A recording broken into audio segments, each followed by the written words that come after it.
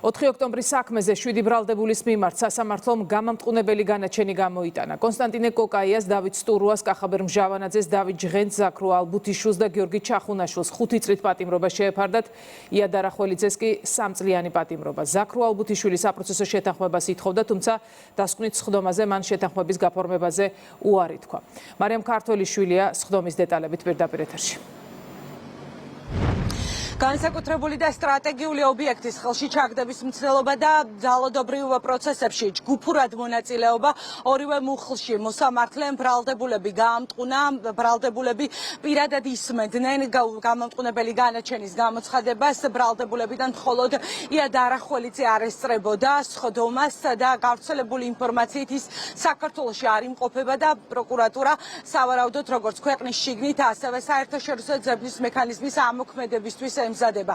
უნდა აღინიშნოს, რომ ამ ეპიზოდს 4 ოქტომბრის ძალადობრივი მოვლენების ამ კონკრეტულ ეპიზოდს 15 ბრალდებული ჰყავდა, თუმცა 8 საპროცესო შეთანხმებისთვის პროკურატურას მიმართა. მათ თქვეს, რომ ინანიებენ და აღიარებენ ჩადენილს, შესაბამისად ისინი გათავისუფლდნენ. დღეს კი დანარჩენის მიმართ გამოცხადა გამამტყუნებელი განაჩენი.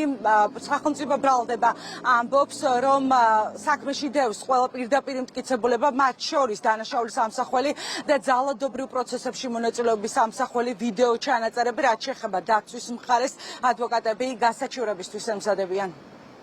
როგორც კი იქნება შესაბამის უწყების მიერ ანჩაბარება იასი ან დაკავება აიჩრება მისი სასჯელის ვადა. ზებნაზეც გადაეცემა სად იმყოფება, როგორ გადაადგილდება და რა მიზნით ახორციელებს რა იმექმედებას, ეს ჩემთვის უცნობი არის და თქო უნდა გავასაჩივრებთ შესაბამის ინსტანციაში. ძიმე იყო ამ ყალბი განაჩენის მოსმენა, გავასაჩივრებთ ამ სამართლო განაჩენს. სასამართლომ სულად გაეზიარა ბრალდების მხარეს მიერ წარდგენილი მტკიცებულებები, მათ შორის ის ვიდეო ჩანაწერები, სადაც ჩანდა მათ მიერ განხორციელებული დანაშაულებრივი ქმედებები და სულად დანაშაული წარდგენილ ბრალდებებში.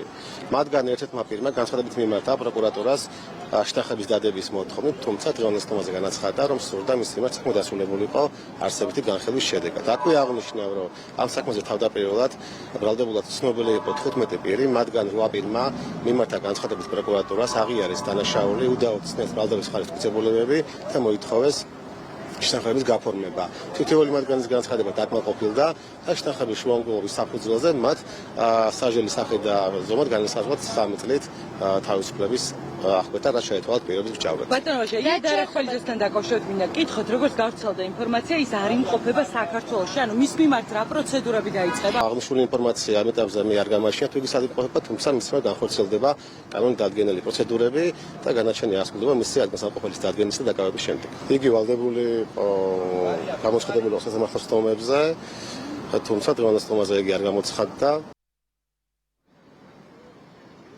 ვიდრე 4 ოქტომბრის ძალადობრივ პროცესებში მონაწილეებს გამამტყუნებელ განაჩენს გამოუცხადებდა მოსამართლე, იქამდე ბრალდებულებმა სასამართლოს სიტყვით მიმართეს და თქვეს, რომ ისინი ბრალს არ აღიარებენ და მათთვის წარდგენილი ბრალი არის უსაფუძვლო, ასევე შეიძლება ითქვას და როგორც უკვე შეფასდა მათ განცხადებებში მუქარანარევი ტონი იკითხებოდა როგორც მოსამართლის, ასევე სახელმწიფო ბრალმდებლის მისამართით.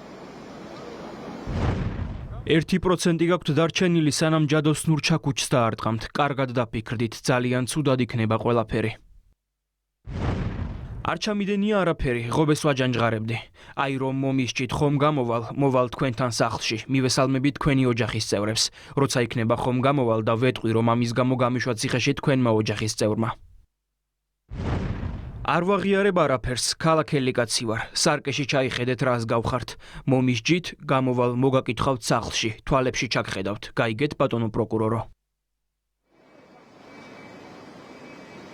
4 ოქტომბრის ხმაურიან მოვლენებთან დაკავშირებით ჯამში პასუხისგებაში მიცემულია 64 ადამიანი, მათგან 22-მა საპროცესო შეთანხმების გაფორმების შუამდგომობით მიმართა სახელმწიფო ბრალდებას, მათ სრულად მოინანიეს და აღიარეს ჩადენილი დანაშაული და ისინი გათავისუფლდნენ. 17 ადამიანი არის მსჯავრდებული და გრძელდება საქალაქო სასამართლოში 4 ოქტომბრის სხვა ეპიზოდებზე საქმეების განხილვა, მათ შორის ორგანიზატორებზე, რომლებიც პროკურატურის პროკურატურის განცხადებით დაგეგმეს და ძალადობრივი პროცესებისკენ მოუწოდეს 4 ოქტომბერს იქ არსებულ იქ მისულ ადამიანებს.